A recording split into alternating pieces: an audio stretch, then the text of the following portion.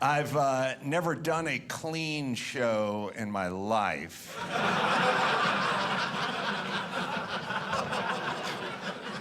I didn't even know if I've had a clean lunch. I'm always pretty filthy, so this is kind of nerve-wracking for me. So if someone could go to the bar and get me a Shirley Temple and a buttermilk, I don't know. How do you people take the edge off around here? I was watching TV and I saw a commercial for a face cream. And it was a 69-year-old woman who was given a testimonial. And she said, this face cream works so well that when I go out with my daughter, people mistake us for sisters. And then she said, it never gets old. And I thought, not for you. But I bet it gets old real dang fast for your haggard daughter. Twice divorced, chain smoking, drinking, non-sunscreen wearing, 37-year-old daughter. Oh, it got old day one for her.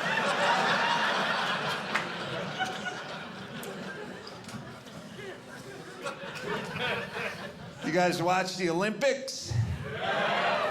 I like the Olympics, but I'm a little disappointed in one event because it should be the best event, and it is the most boring event, which is fencing. Fencing. It should be the best, right? It shouldn't be boring. I mean, think about what fencing is. Fencing is our country sword fights with other countries. Count me in, right? Now, boring. I would rather watch Mexicans put up fencing.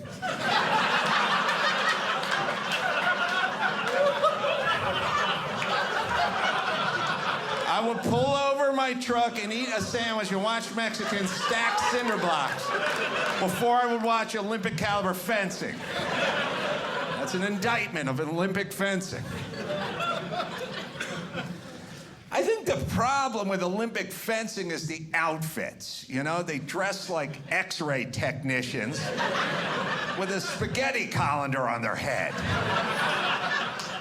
They should be forced to wear the outfits of their country swordsmen from back in the day, right? You'd watch that.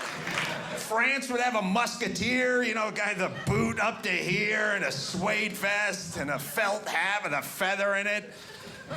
Japan would have a samurai.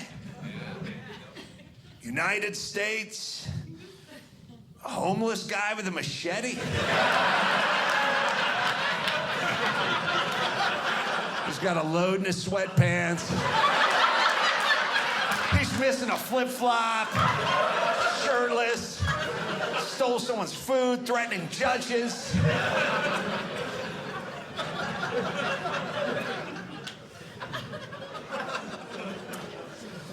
I was in Naples, Florida, doing some shows, and I stayed at a nice hotel.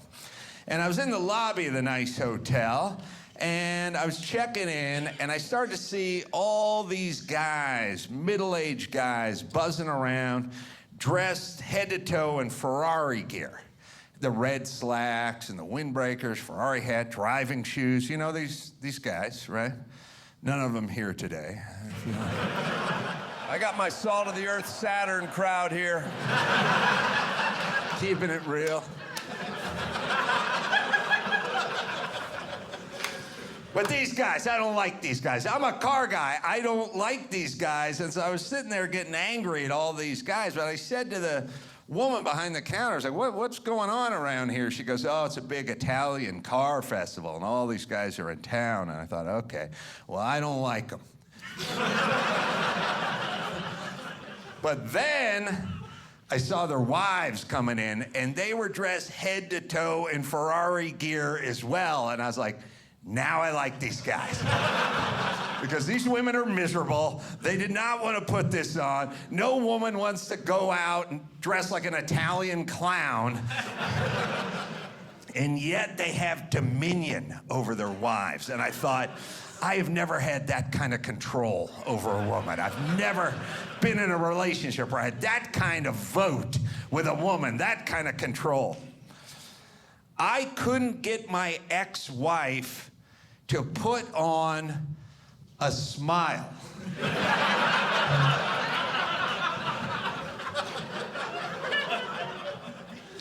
And speaking of dominion over a woman, not that this is part of the act, but there's a dude up here getting a full foot rub.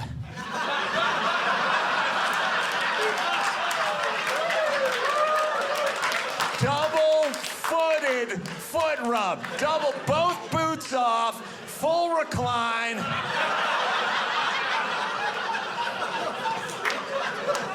Both bare feet on her lap.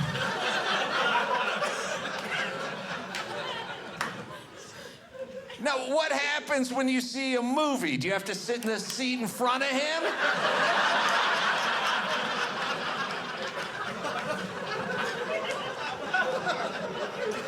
Do you have a single sister? At this point, I'll take a brother. I'm hurt. This guy kicks off the boots and goes to the full recline. She just sits there and rubs his feet in between bites of nachos. She's like pushing this guy's cuticles around. You got something going on.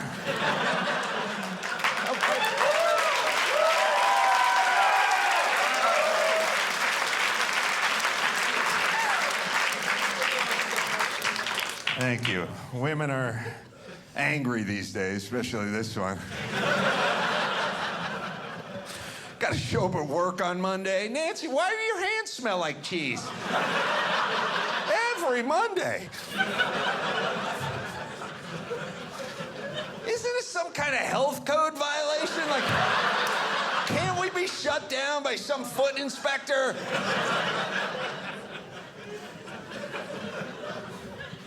I'm really just jealous, obviously. But women are angry, and I hear the story, you know. I get it. I hear, like, the number one complaint I hear with women is the pay thing, right? They get 77 cents to the man's dollar, right? So every dollar this dude makes, she makes 77 cents. And I'm like, yeah, that doesn't sound right. 77 cents to our dollar. But then I started thinking about it, and I was like, wait a minute. Are they angry because they're being paid less or because they're being paid in change? Because that sounds needlessly elaborate, right? There's direct deposit, and they're dragging a sack of nickels to the Coinstar every Friday? Ladies, if that's the case, then I'm with you. If it's just getting paid less, you gotta work harder. That's on you. I'm looking into this. I'm gonna look into it. The other big complaint I hear is the line at the bathroom, right? When you go to the concert, you go to the sporting event, ladies are nodding. You know what I'm talking about. Maybe after the show here, big line in the ladies' room. No waiting at the boys' room, right? All right, but let me explain why that is, ladies. There's a reason for that. When you women get into the bathroom, you demand a little something called dignity. You want your own miniature house with a door and a latch and a lock and a potpourri basket, and they're pumping in, and you're just sitting there, the queen on her throne, taking your sweet time.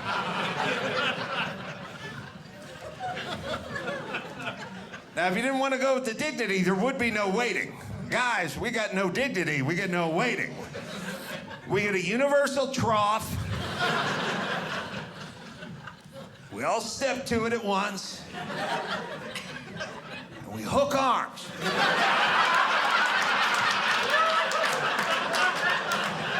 No dignity, no waiting.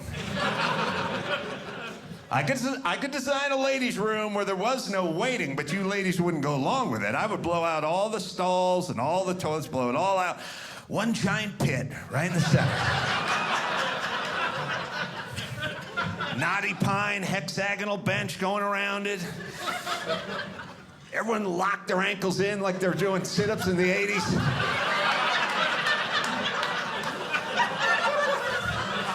From the ceiling, looked like a daisy. No dignity, no waiting. But you ladies wouldn't go along with that.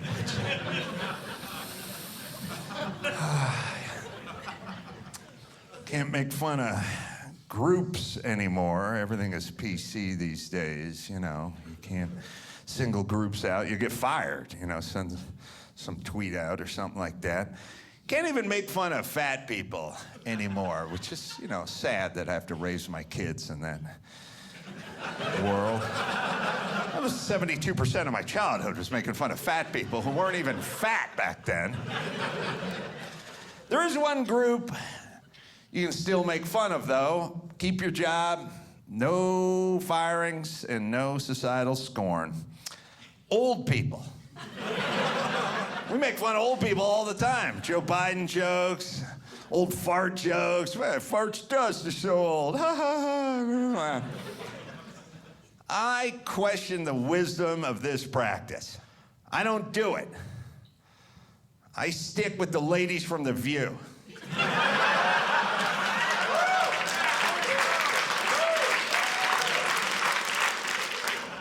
No way I'm ever going to become one of those shrews. Almost mathematically impossible.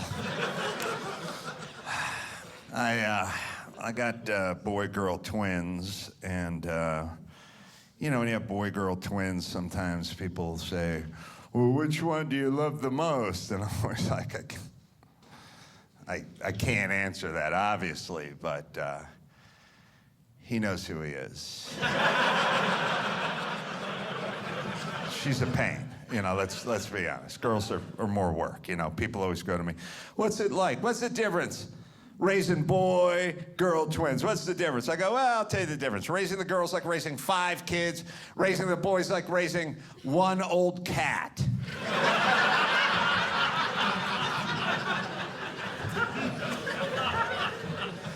He's 18. He just graduated high school, barely.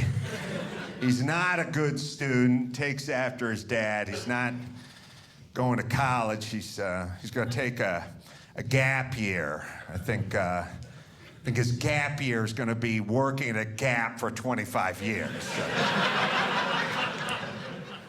He may have overdone it a little in the self-esteem movement with the kids these days. I think they're feeling a little too good about themselves. I don't know, a couple bumps and bruises, right, fellas? We made it out all right, but they all have to feel like winners, right?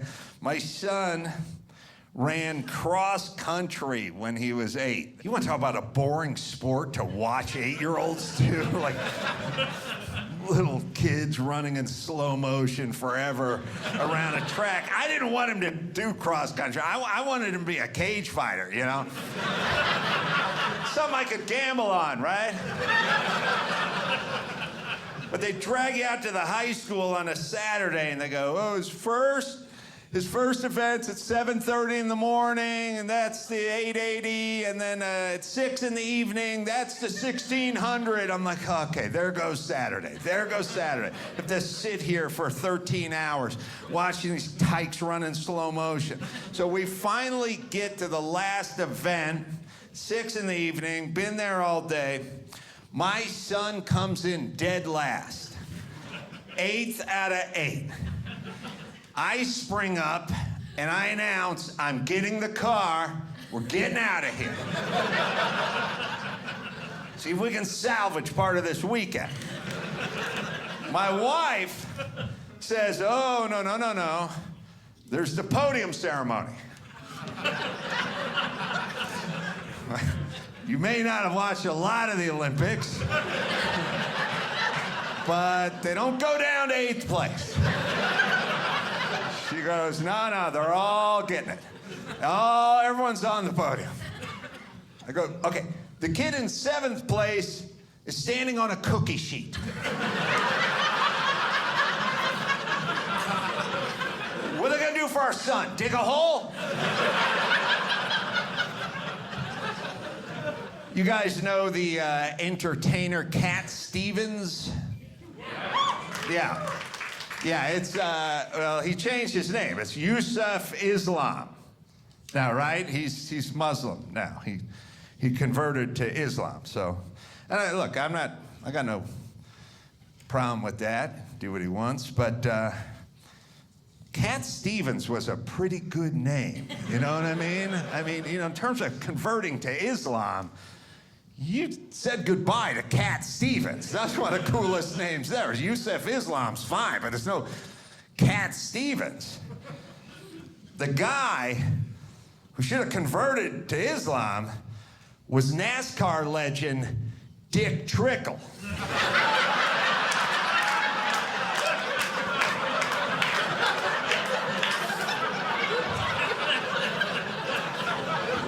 I may have been tough during this Southern circuit in the 80s, you know, Talladega and whatnot, you know.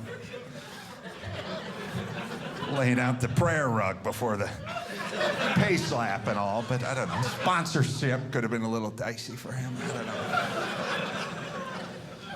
You know, at Guantanamo Bay, we got to keep going. Guantanamo Bay, they have an arrow stenciled toward Mecca, so all the prisoners at Guantanamo Bay out in the rec yard 5 times a day can face Mecca to pray the right direction. They stenciled an arrow. And I just thought, you know, if I worked at Guantanamo Bay and was in charge of stenciling the arrow, I'd be like, hey, Bob, which direction is Mecca? Let's go, it's north. I go, what direction is Vegas? I would just sit back every day eating a pulled pork sandwich, watching these guys pray to a slot machine.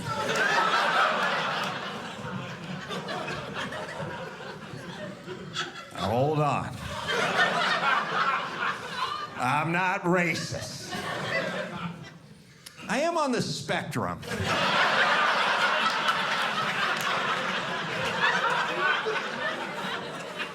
I was driving from my hotel to McCarran Airport in Las Vegas, and I started realizing, I seen all these billboards by the Vegas airport were getting so litigious, because every billboard was for an attorney, right? You guys know what I'm talking about?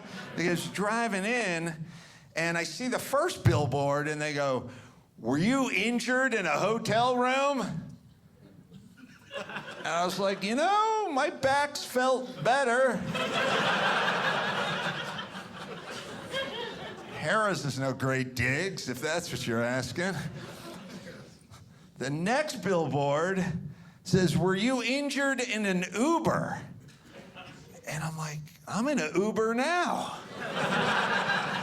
I may be sitting on this guy's chapstick, yeah. Yeah, maybe. The next billboard I see says, did you injure your neck looking at this billboard?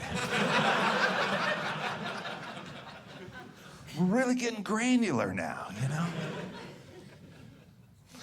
I was on my Southwest flight, and Southwest's got a lot of rules because they got a lot of unruly people on their flights now. And one of their new ones is no consumption of personal alcohol. You guys heard this? You cannot drink your own alcohol. And I'm sitting there listening to this, you know, 7:45 in the morning, like, no drinking your own alcohol. And I'm like, all right, no problem. I just switched flasks with the guy next to me. I like a massage. Everyone likes a massage, right? Ladies love a massage. This guy. You ever move to the calves, or is it all just This little piggy went to the market. Still going. Wow, man. And then when you're done, do you lift him and lower him back into his Crocs? So his dainty little feet never have to touch terra firma? Or would you just carry him to the car? Put the seatbelt on for him. Give him his sippy cup.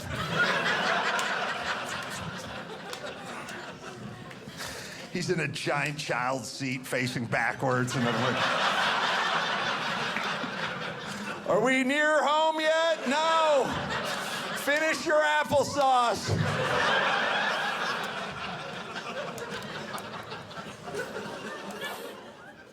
You guys know the governmental agency ICE, Immigration Customs Enforcement, right? Good men and women protecting our sovereign nation. Sort of, I guess. We used to have, kind of used to be that way, but they're doing their jobs. And all the progressive politicians want to get rid of ICE, right? AOC, Kamala's like, oh, we're going to get rid of ICE. We got to reimagine everything. I don't get it. I like ICE. They do a job.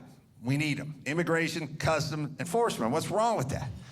And I realized, I think it's the name. They don't like the name ICE. Sounds so cold, so impersonal. Remember Top Gun, Iceman? No one liked that guy. But I came up with a foolproof way to keep ICE. All we have to do is modify the name just a little bit. Just start it with the word national. National Immigration Customs Enforcement. Nice. Good luck at that rally, AOC, trying to abolish nice.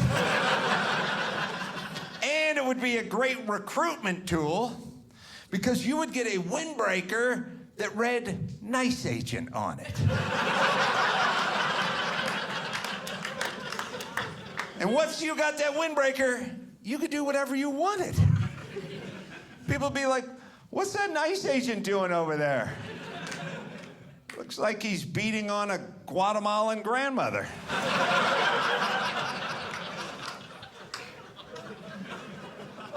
Well, obviously she did something wrong. He's a nice agent. Read the jacket.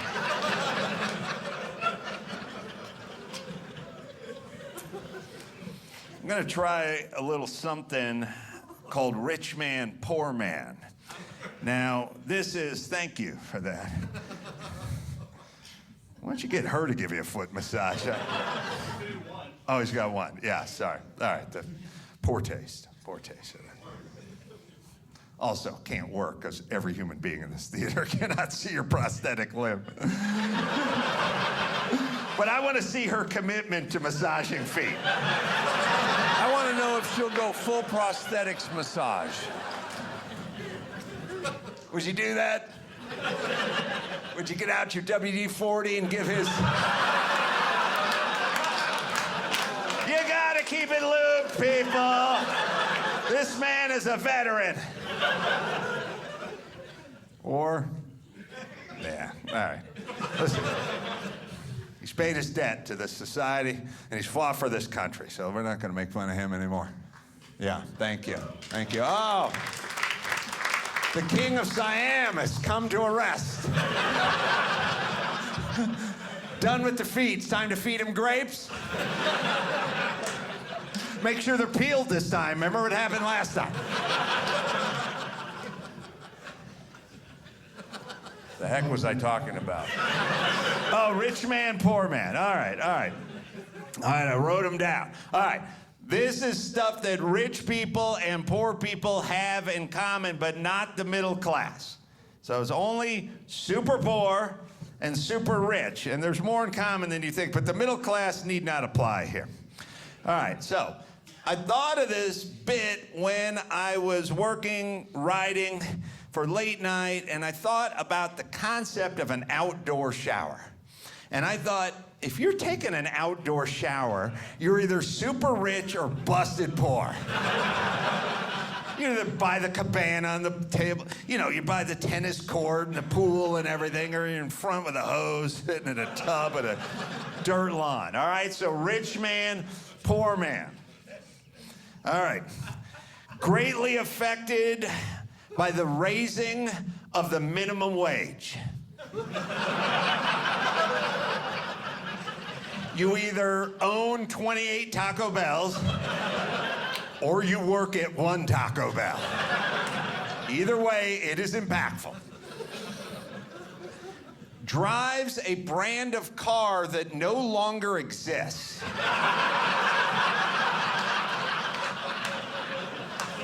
You're either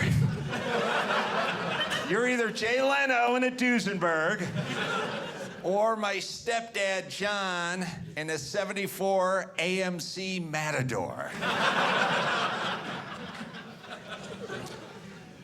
When you enter a fancy department store, somebody who works at that department store rushes toward you yelling, "May I help you?"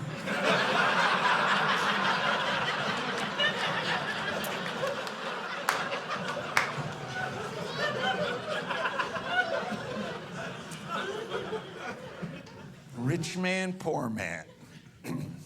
Never eaten at an Outback Steakhouse. That's me, ladies and gentlemen. I was far too poor. During my construction days, I could not afford to go to an Outback Steakhouse, and now I'm far too wealthy. That's for the little people. I call them the Saturn drivers. Outraged at the welfare system. You had your bachelor party in Mexico.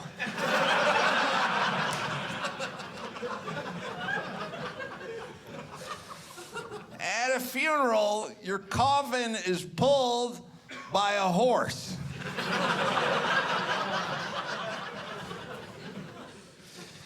All right, stick with me.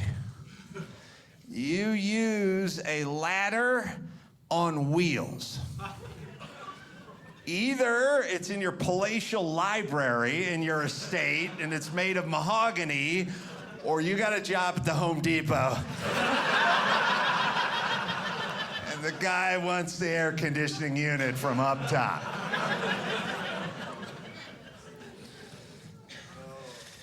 Uh-oh. I'm gonna try it. You used to live on a plantation.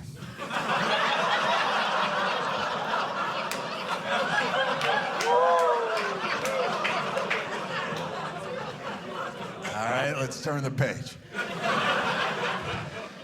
You know the going rate for copper.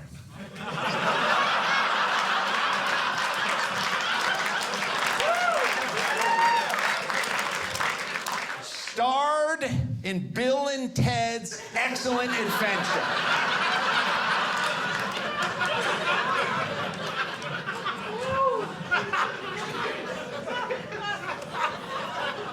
And last but not least,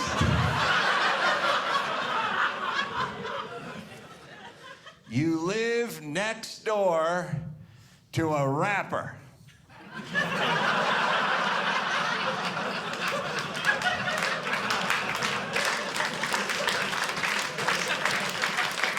It's either Beyonce and Jay-Z in Malibu, or you're in Van Nuys, California, an apartment building, and there's a white kid in the unit above you who goes by the handle of mayonnaise.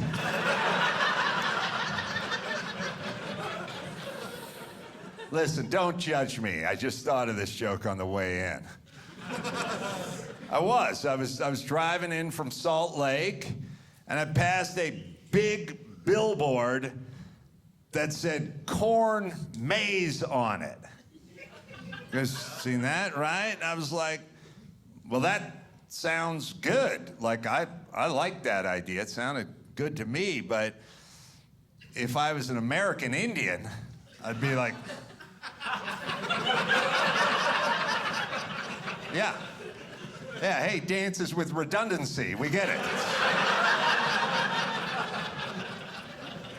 Now what?